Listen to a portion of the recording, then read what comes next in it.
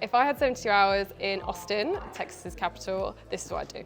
So day one, start with some culture, head down to the Capitol building, so Texas State Capitol. The Capitol building there is huge, it's really impressive, and the grounds are stunning as well. Spend a bit of time walking around, enjoy loads of the statues and monuments they've got. They've even got one to cowboys, because you are in the land of cowboys after all. So enjoy that for a while. After that, walk down Congress Avenue, so straight down from the Capitol building, walk down to this sort of historic 6th Street district.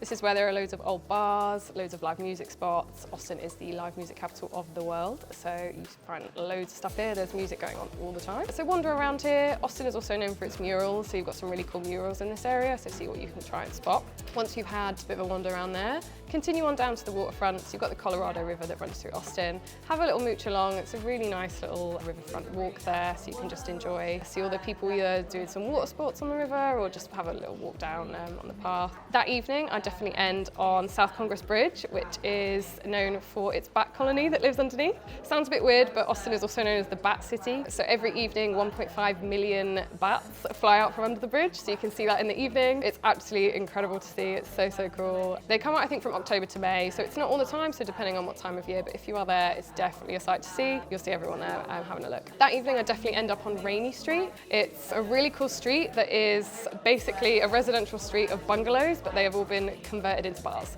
So it looks like you're going to someone's house, but it's actually a bar. They're all like live music venues, bars, there's food trucks everywhere. It's kind of like a festival just in the middle of the city. It's really cool, would definitely recommend it. If that's not really your vibe, you can go to 6th Street, which is also really well known for all of their like more historical kind of bars and like music places. So either one of those two would be great to end the night with a few cocktails. Day two, everyone's in Austin for the food, so start with a breakfast burrito. Veracruz, all natural, is definitely the best place to get a breakfast burrito in Austin. There are a couple dotted around the city. It's also female owned, and they are just incredible breakfast burritos. Get one of those. There's one just at South Congress Bridge, so where you would have seen the bats the night before. All you can do is get one of those and then head over the bridge into SoCo. This is a really cool area with loads of cool quirky shops and a couple of nice little bars and restaurants, and you can just kind of spend some time walking up and down here. The famous Greetings from Austin mural is in this area, so you can try and find that. The other main thing that you have to do here is go to Allen's Boots. It's been around for years, and it's where you can get your cowboy boots and your cowboy hats if you're willing to drop about $300 on them. But they are absolutely incredible. Obviously, they're a Texan staple, so if you want some boots, this is the only place to go and get them. So spend some time walking around here. Around lunchtime, I'd head to a place called Cosmic Coffee. It's probably some of the best coffee I've ever had. It's like an outdoor area. Again, food trucks are there. They love them in Texas, and especially in Austin. So you'll find those. They love merch as well in Texas. You'll find everywhere has merch, gas stations, every shop, every restaurant has merch, so you'll find it here too. So definitely go to Cosmic. They always have it decked out seasonally, so when we were there, it was Halloween, so pumpkins and everything was really cool. From Cosmic, you're not too far from a really famous spot called the Broken Spoke.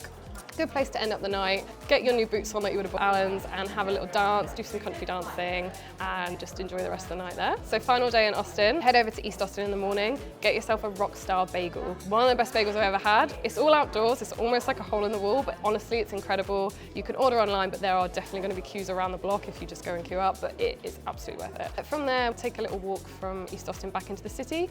Austin's a pretty walkable place, so you don't really have to get cabs too much. But if you don't want to walk, it's super easy to get an Uber.